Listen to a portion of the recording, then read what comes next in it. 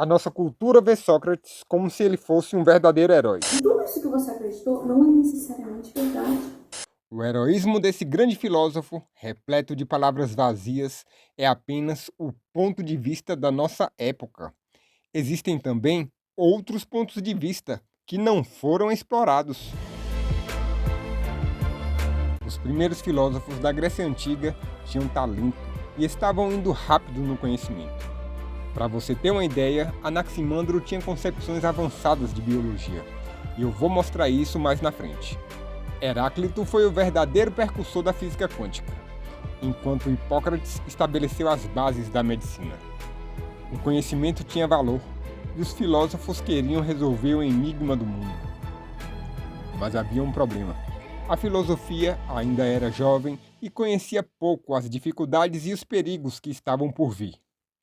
E o primeiro perigo foi Sócrates, que destruiu a evolução da ciência filosófica, seduzindo os jovens com um método de cabeça oca e estratégias de charlatão.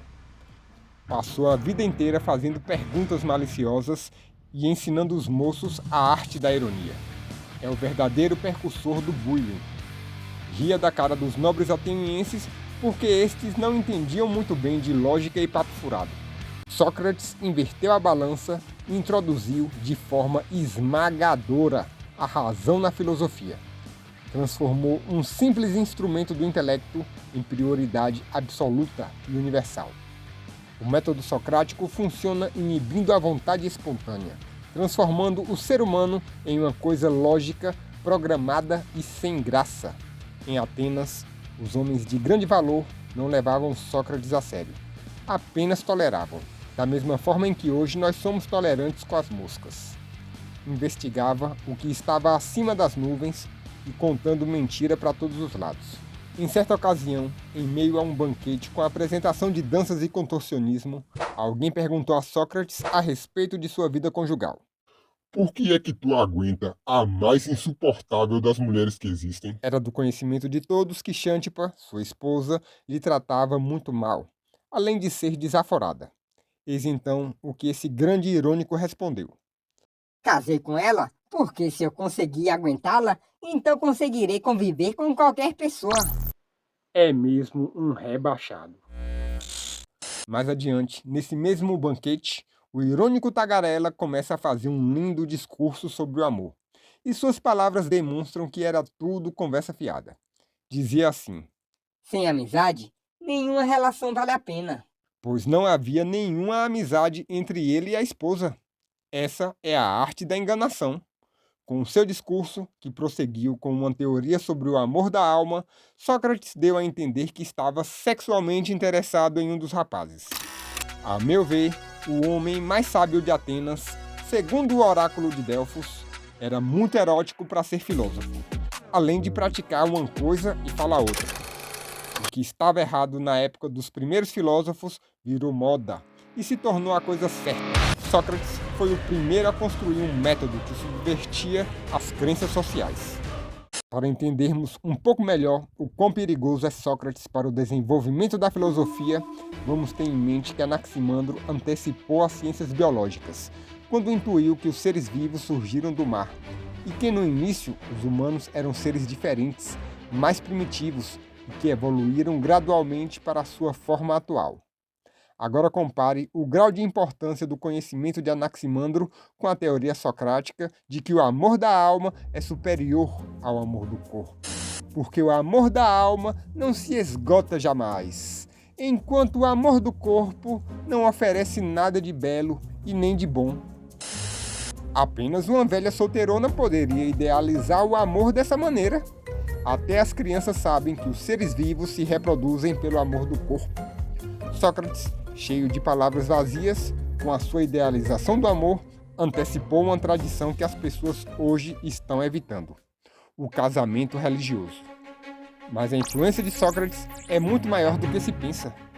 Todos nós aprendemos desde crianças concepções falsas que desvalorizam o nosso ser e enchem o nosso cérebro de ideias tóxicas. O método socrático serve para muita coisa, principalmente para confundir o ser humano, numa tentativa racional de desmerecê-lo e desmerecer toda a vida na Terra.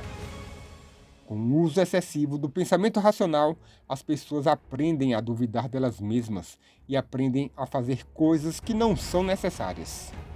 Um estrangeiro que conhecia a fama desse saco de palavras o abordou dessa maneira: dizem que te preocupas com coisas completamente inúteis. Platão, discípulo de Sócrates, também idealizava o amor e dizia que a razão segue o caminho natural do bem. Mas por felicidade, muitos canais de relacionamento e desenvolvimento pessoal alertam contra os perigos de ser bonzinho ou boazinha. Porém, eu sou o primeiro a ir na raiz do problema. E Sócrates foi o primeiro a criar um método capaz de destruir a evolução da filosofia. Aristófanes, grande poeta e comediante que viveu em Atenas, na mesma época desse grande irônico, escreveu em tom satírico que Sócrates ensinava as artes da intriga, do falso testemunho, da trapaça e da difamação. Transformava jovens fortes e resistentes em tolos efeminados. Professor de vaidade e frouxidão, atraía os jovens ao vício e à indecência, ao amor prostituído, um consumado tratante, palavroso e desavergonhado. Sócrates na esquerda, Sócrates na direita e no meio, uma doença perigosa. Se Aristófanes estiver mesmo falando a verdade, então Sócrates conhecia a arte da mentira como nenhum outro. Em seu julgamento, a acusação dizia que Sócrates é malfeitor e excêntrico, alguém que investiga o que está acima do céu e sob a terra, fazendo o pior parecer melhor e ensinando isso aos outros.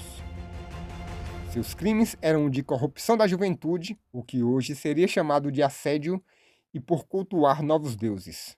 Sócrates, o irônico, se defende perante os juízes e testemunhas com palavras muito bonitas, porém típicas de um salafrário sem um pingo de vergonha. Dizia assim: Nunca me viram fazer sacrifícios a novas divindades. E quanto aos jovens, como é que poderia corrompê-los, habituando-os à perseverança? Por essa razão, eu me pergunto perplexo como puderam achar que eu tinha cometido algum crime merecedor de morte. Mas não convenceu. O sumo sacerdote da conversa fiada recebeu a pena de morte e foi conduzido a beber um veneno letal, de nome cicuta. No entanto, mesmo morto, o fantasma desse perigoso influencer fez história. Depois dele, os filósofos seguiram a sua formulação, que mistura racionalismo com idealismo numa coisa só.